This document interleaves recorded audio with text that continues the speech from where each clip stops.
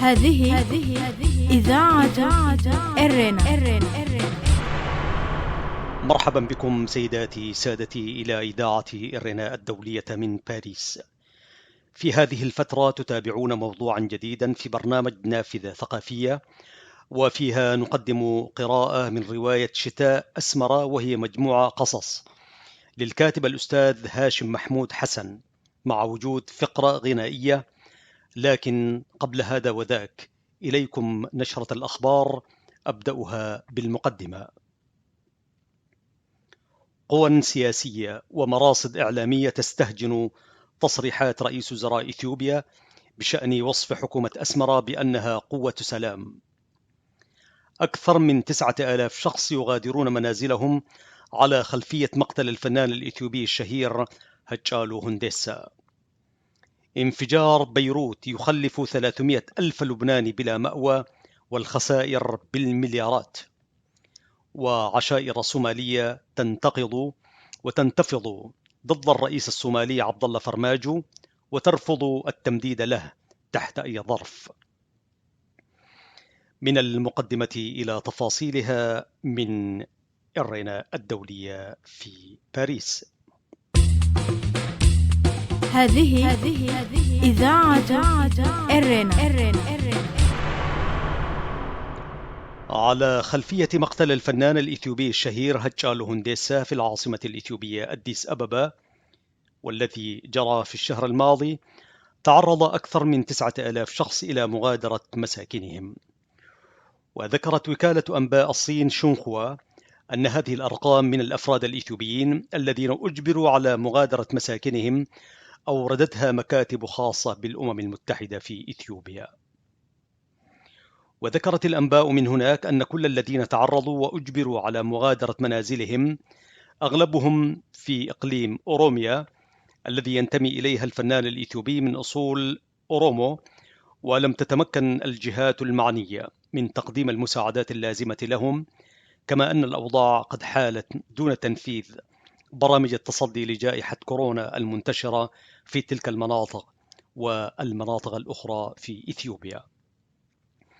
وذكرت الأنباء المتصلة بذلك إنه منذ مقتل الفنان الإثيوبي الشهير هنديسا لقي حوالي 239 شخصا مصرعهم، كما تعرض حوالي 10,000 شخص من الصحفيين والحقوقيين وناشطين سياسيين وقادة أحزاب إلى السجن في عموم إثيوبيا.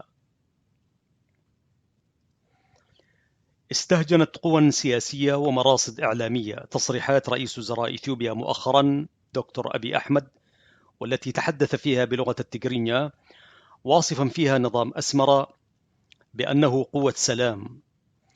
جاءت تصريحات رئيس الوزراء الإثيوبي وسط اضطرابات حادة تشهدها إثيوبيا في مواجهة مع شعب تيغراي وقواه السياسية، أيضا في خضم الخلافات السياسية الحادة التي يواجهها مؤخرا.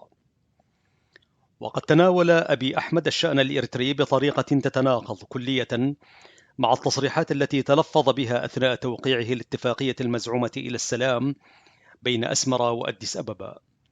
ويؤكد المراقبون أن رئيس وزراء إثيوبيا بدأ في انتهاج سياسة تدمير المؤسسات الهيكلية والقانونية في إثيوبيا، في خطوة وجهت باستنكار ومعارضة قوية من القوى الإثيوبية المتباينة. هذا وقد أقدمت حكومة دكتور أبي أحمد في اعتقال أصحاب الرأي المخالفين لسياسة الحكومة الانتقالية في إثيوبيا، فزج بالعشرات من معارضيه في السجون دون توجيه اتهامات واضحة ضدهم. من جانبها استنكرت ورفضت القوى السياسية الاتهامات الموجهة إلى الجهات التي تم اعتقالها دون وجه قانوني. ولا تزال إثيوبيا تعيش رحى مواجهات قبلية وعرقية وسياسية في أوضاع تنذر بخطر محدق تهدد الكيان الإثيوبي.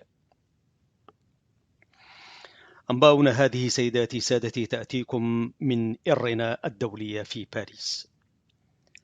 قال محافظ العاصمة اللبنانية بيروت مروان عبود إن الانفجار الهائل الذي وقع في المرفأ يوم الثلاثاء الماضي شرد نحو 300 ألف من سكانها، مقدرا حجم الخسائر المادية بمبلغ يتراوح بين 3 إلى 5 مليارات دولار.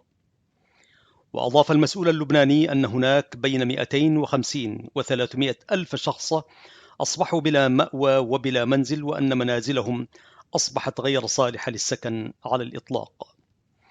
وأوضح أن نصف مساحة العاصمة اللبنانية قد تضررت من الانفجار الضخم الذي خلف أكثر من 100 ألف قتيل ونحو 4000 جريح، وفقا لما ذكرته وكالة فرانس بريس، مشيرا في الوقت نفسه إلى أنه في انتظار أن يصدر المهندسون والخبراء التقارير النهائية بشأن أسباب الانفجار الهائل. هذا وقد أعلنت عدد من الدول العربية وأمريكا وعدد من الدول الأوروبية وتركيا تقديم مساعدات عاجلة إلى لبنان، بما في ذلك المستلزمات الطبية العاجلة والمواد الغذائية والمساكن المتحركة. في النبأ الأخير لهذه النشرة، أكدت عشائر صومالية رفضها لمطامع الرئيس عبد الله فرماجو بتمديد فترة حكمه، واتهموه بالسعي إلى إجهاض مكاسب الشعب وجره نحو الاستبداد. جاء ذلك في اجتماع عشائري حاشد في مقديشو شارك فيه 3 رؤساء سابقين في الصومال، وهما الرئيس حسن شيخ محمود والرئيس شريف شيخ أحمد والرئيس علي مهدي، إلى جانب مسؤولين سابقين وحاليين من بينهم وزير الأمن الصومالي أبو بكر إسلو.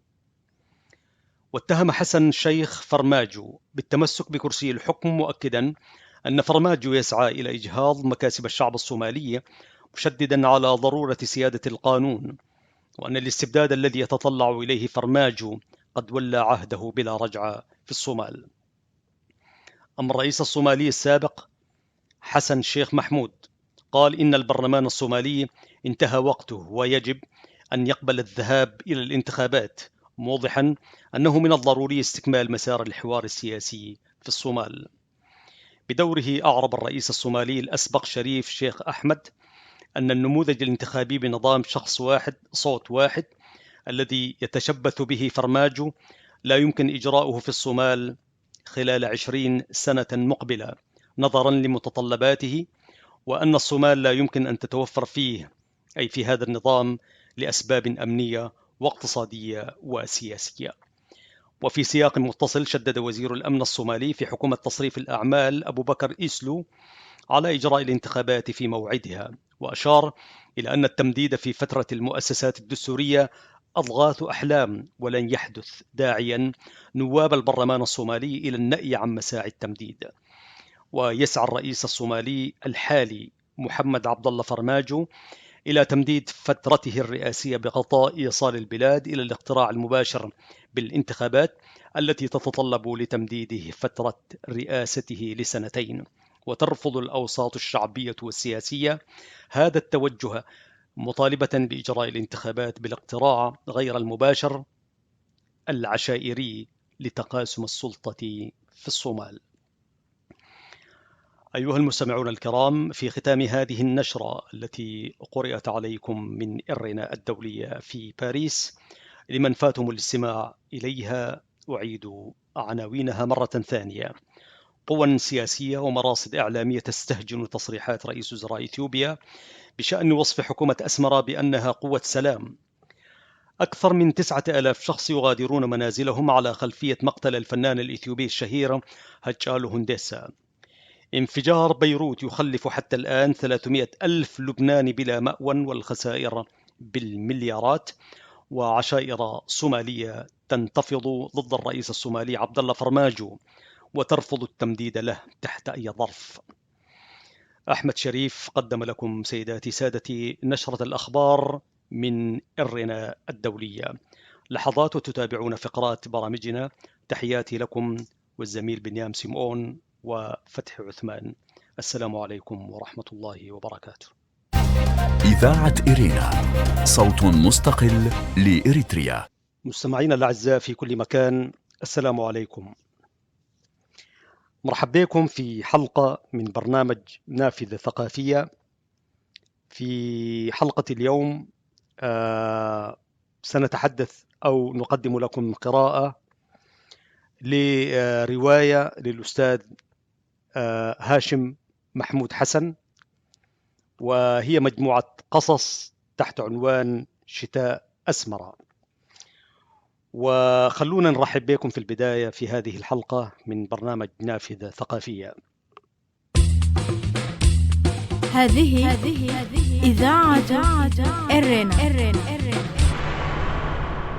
في نافذة اليوم زي ما قلت أعزائي المستمعين، يعني نحن في القسم العربي في إذاعة إرنا الدولية التجاوب من المستمع والتفاعل مع البرامج الإذاعية ما هو بالمستوى المطلوب، على الرغم من أنه نحن في القسم بنبذل مجهود، بنكتب العناوين، والزميل فتحي دائما ينوه عن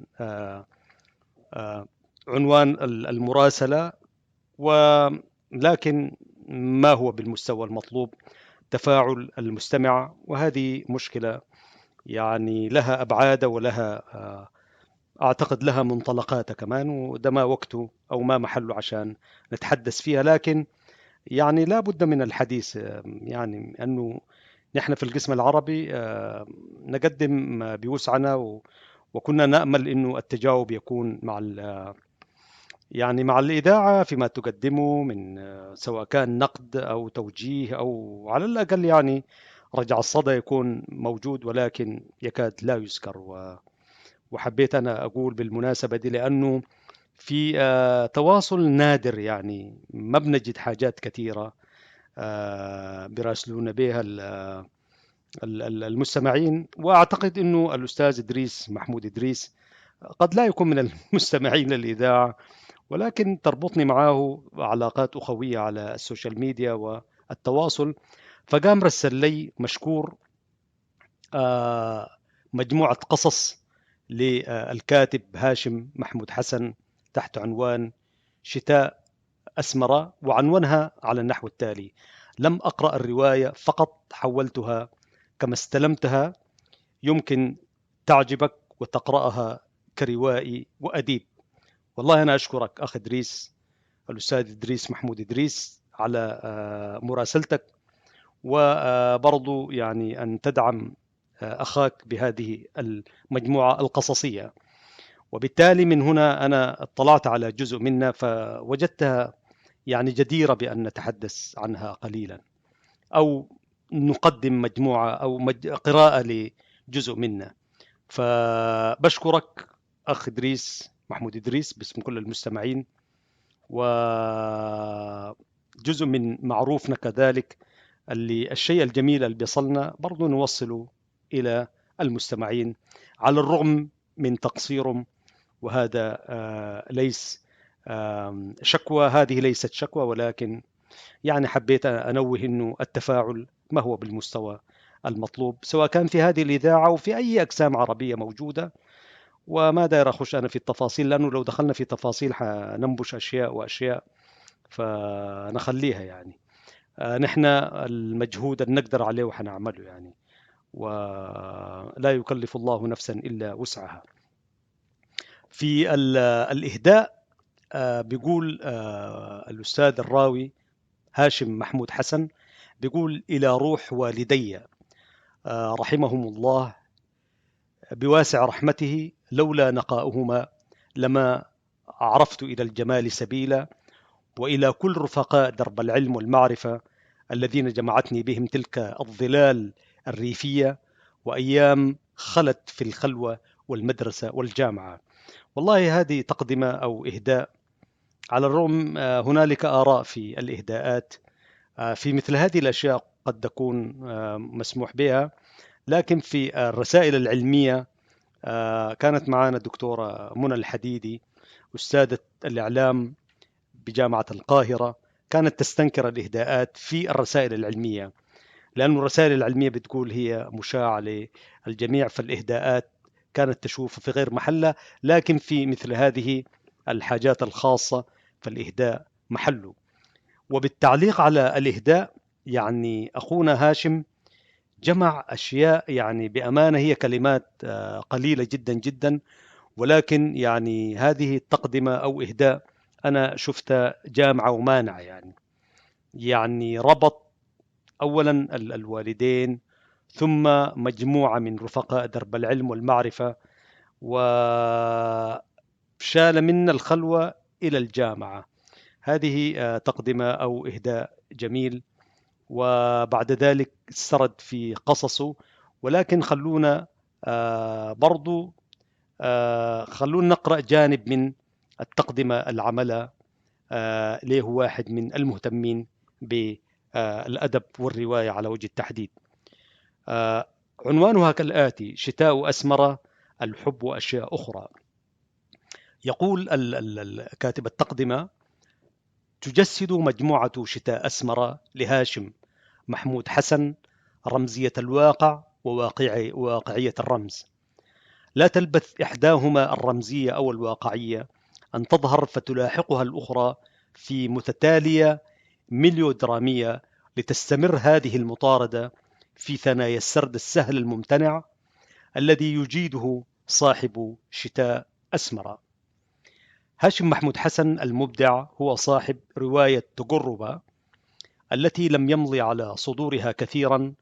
كما يقول: كنت قد طالعت الرواية في معرض القاهرة الدولي للكتاب 2018، وكان لافتا أسلوب هاشم الرشيق المتدفق في السرد كالنهر، وقد شق طريقه إلى الشمال يحكي قصصا متشاطئة لضفتيه الخالدتين. ذلك الأسلوب الذي يكشف نفس راو هادئ يجيد الحرف ويتقن الحرفة من دون أن ينال هذا الجهد من القارئ أو يرهقه. وهذا ما سار عليه هاشم محمود حسن من الرواية إلى القصة، وإن كانت الأخيرة أظهرت تشريحا جديدا لأعماق إبداعية في سرد صاحب شتاء أسمرة.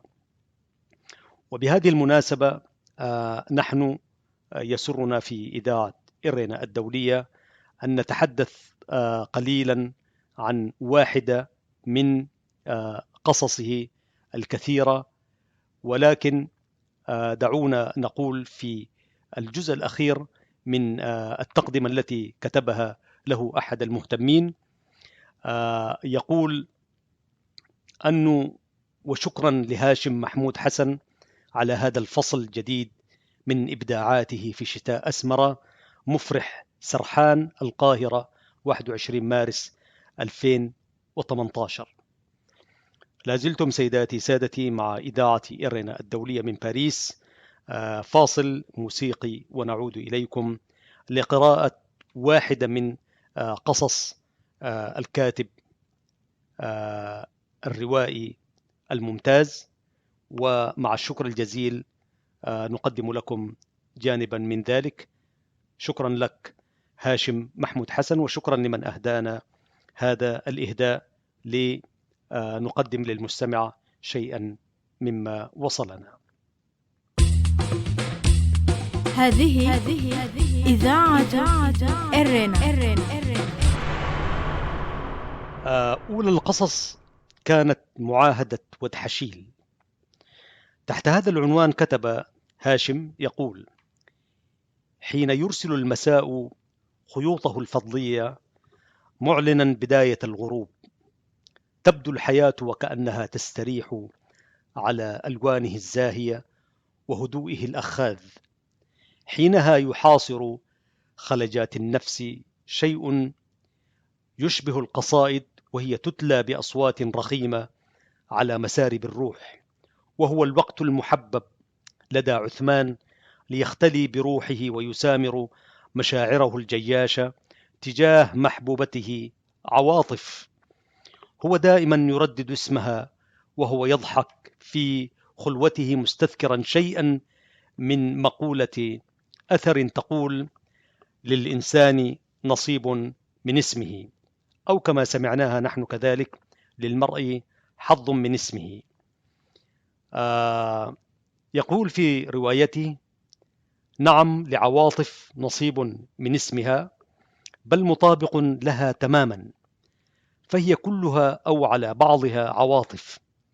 هي شحنة هائلة من العواطف الجميلة ترهق صدره فيستريح، وخميلة من أزهار العواطف المنثورة على أرجاء القلب.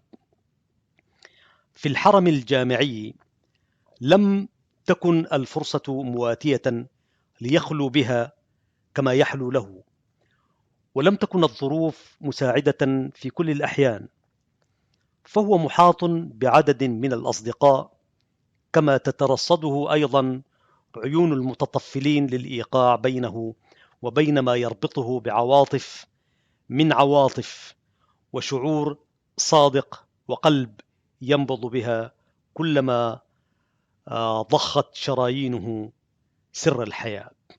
إذن كيف يتحايل على الأيام؟ وماذا يفعل مع هؤلاء المتربصين به ليل نهار؟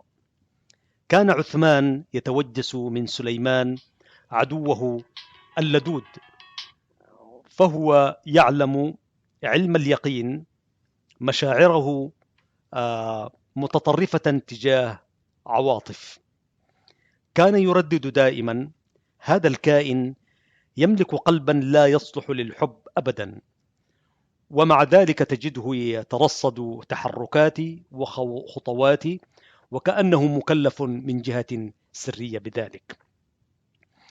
عواطف تعلم كل ما يدور حولها، مشاعر عثمان تجاهها وهواجس سليمان وشبحه المطارد لها أينما حلت أو رحلت. هي لا تريد أن تخسر سليمان، فهو قريبها وابن منطقتها وتربطه بأهلها أواصر عديدة، كما لا تريد أيضا أن تخسر عثمان حبيب القلب والنبض الساكن في الشريان. وسمير هو الآخر واقع بين المطرقة والسندان، هو صديق عثمان وسليمان معا، وتربطه علاقة طيبة بعواطف لا تخلو من بعض التعاون والتعاطف بدرجة عادية جدا. سمير ومن شدة حرصه على مصلحة أصدقائه يستغرق في تفكير إيجابي عميق أعمق بكثير مما ينظر إليه أصحاب المصلحة أنفسهم. يفكر دائما دون أن يشرك أحدا في إيجاد حل. أخيرا يهتدي إلى شيء من خطة محكمة باح بها لعثمان فقط، فهو يعلم أن عثمان هادئ ومترون وينظر للأمور بعقلانية. شوف يا عثمان، إيه رأيك؟ لماذا لا نقوم باتفاقية تتقي من خلالها شر هذا المدعو سليمان؟ يرسل عثمان ناظريه إلى السماء قبل أن يجيب، وليته لم يجب، فإجابته لم تكن سوى خليط من التساؤلات. بمعنى: لماذا كل هذا الإجراء؟ لماذا لا تستشير عواطف وهي تحدد ما تريد ويخلص الموضوع؟ يجيب سمير ضاحكا: يا أبو عفان، أنت رجل واعي، وبالتأكيد تكون قد فهمت ما أود الوصول إليه. ما ذنب هذه المسكينة في كل هذه المعارك؟ يجيب عثمان: كبير، ماذا تريد يا سمير؟ والله يا عثمان، لولا تأكد التام من مشاعر عواطف تجاهك لما تدخلت في الموضوع من أصله، ولما خصيتك أنت بالذات بهذه الخطة. باختصار يا صديقي، الموضوع يتمحور حولك، كل ما فيه هو أننا نريد أن نعقد اتفاقية، وهي اتفاقية هدنة قصيرة الأمد تكفيك أنت وعواطف شرور هذا الإنسان، ومع تقادم الأيام يصبح الموضوع واقعا ومقبولا عند الجميع، حتى عند سليمان نفسه. إذاعة إرينا، صوت مستقل لإريتريا. أصبح سمير يروج بحماس بائن للمعاهدة التي لم يشهدها الحرم الجامعي من قبل. معاهدة هي الأولى من نوعها بين الطلاب، وغريبة في بنودها المهمة، فهي تشبه محاكمة أكثر من كونها معاهدة. ولأول مرة يشاع في الجامعة بكل ساحاتها وأزقتها أن المشاعر العاطفية دارت عليها الأيام وجارت، فصارت تكبل بمعاهدات جماعية واتفاقيات ثنائية للحد من استشرائها بين الأقران.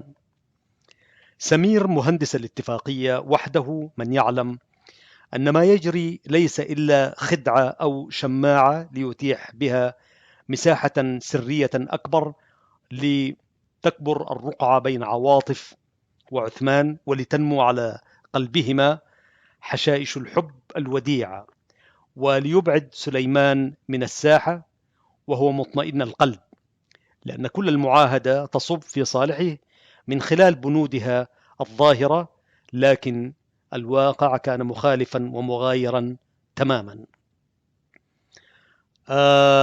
خدعة كبيرة سيمررها سمير على سليمان، ومن هنا جاءت تسمية المعاهدة سرا بمعاهدة ودحشيل. وهذا المدعو ودحشيل تجسد في شخص الوسيط أو صاحب المعاهدة وراعيها، فالتسمية تطلق على ابن الثعلب في لغة التجرايت، وهي لغة معروفة يتحدثها جزء كبير كما يقول الراوي من سكان غرب إريتريا وشرق السودان.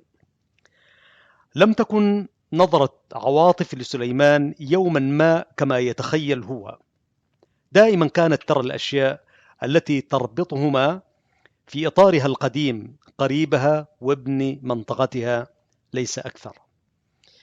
لكن سليمان كانت نظرته مختلفة تماما، فما أن وطأت قدماه جامعة السودان للعلوم والتكنولوجيا لم يكن مشغولا بدخولها كلية المختبرات أو بدخوله كلية المختبرات الطبية بقدر ما كان مشغولا بقربه من عواطف. ولعل هذا الشعور لم يكن وليد لحظة، بل شكلته سنوات طويلة في القرية، لكنها مشاعر محاطة بالكتمان ومسورة بهواجس القرية وقوانينها الضيقة. الجميلة البريئة عواطف لا ذنب لها، فهي لا تعلم شيئا عما يدور في خاطر سليمان، ولم يصارحها يوما بما يكنه لها من حب وشعور جميل تجاهها. عثمان طالب كلية الدراسات التجارية بنفس الجامعة، شاءت له الأقدار أن يصطدم ذات يوم بعواطف في أحد سلالم المبنى الإداري للجامعة، لكنه في الواقع اصطدم بقدره وحب حياته الذي خبأه له القدر في واحدة من عتبات تلك السلالم. من حينها بدأت قصة لا يعلم حتى عثمان وعواطف سر ينبوعها الذي تفجر وأغرغتهما مياهه حد اللجام. كانا يتقابلان بموعد ودون موعد في ساحة الجامعة أو في الكافتيريا، وأحيانا على السلالم وغيرها من الأماكن التي وطدت العلاقة، حتى صارا في نهاية الأمر لا يخجلان في أن يتقابلا حتى ولو على مرأى من الناس. العلاقة العاطفية الجميلة التي شبت في ظروف غير معروفة بين عثمان طالب الدراسات التجارية وهو في عامه الأخير من التخرج، وبين عواطف الطالبة في السنة الأولى بكلية المختبرات الطبية، صارت تثار حولها الكثير من المتاعب. الحب الذي ولد طفلا جميلا في أروقة جامعة السودان للعلوم والتكنولوجيا أصبح غير قادر على السير بقدميه متوجسا من كل اللغط الذي أثير حوله. كل هذه المؤامرات والدسائس كان سليمان يقف خلفها بالتأكيد، وأصبح يضمر الشر لعثمان وفي كيفية الانتقام منه متى ما سنحت له الفرصة. كل ذلك كان يغلفه في باطنه متظاهرا بأشياء أخرى. إذن سليمان عاشق من نوع آخر، عاشق يمكن أن يفعل أي شيء في سبيل محبوبته حتى لو كانت لا تعلم بذلك. عاشق أنهكه الليل والترحال والجوى، فهو صديق عثمان، ومع ذلك لن يتورع في الانتقام منه لو دعت الضرورة إلى ذلك. وعواطف تقف في منطقة وسط أو في منطقة وسطى بين عثمان وسليمان. هي لا تدري هل سوف تفتح حربا بين صديقين، وهي تدري أيضا أن سليمان يحبها وأنها تحب عثمان. إذن ما العمل؟ ذات مرة سأل سليمان عواطف. هذه إذاعة إرنا. سنتوقف هنا سيداتي سادتي في هذا الجزء من هذه القصة، اتفاقية ودحشيل. وقد قدمنا لكم سادتي هذا الجزء منها ضمن قراءة في برنامج نافذة ثقافية، وهي هي واحدة من مجموعة قصص للقاص الأستاذ هاشم محمود حسن، وقد أهدانا هذا العمل الجميل الأستاذ إدريس، كما قلت إدريس محمود إدريس، ومع الشكر الجزيل له ولكم أيضا الشكر الجزيل على حسن الاستماع والمتابعة. كان معكم في التقديم محدثكم أحمد شريف.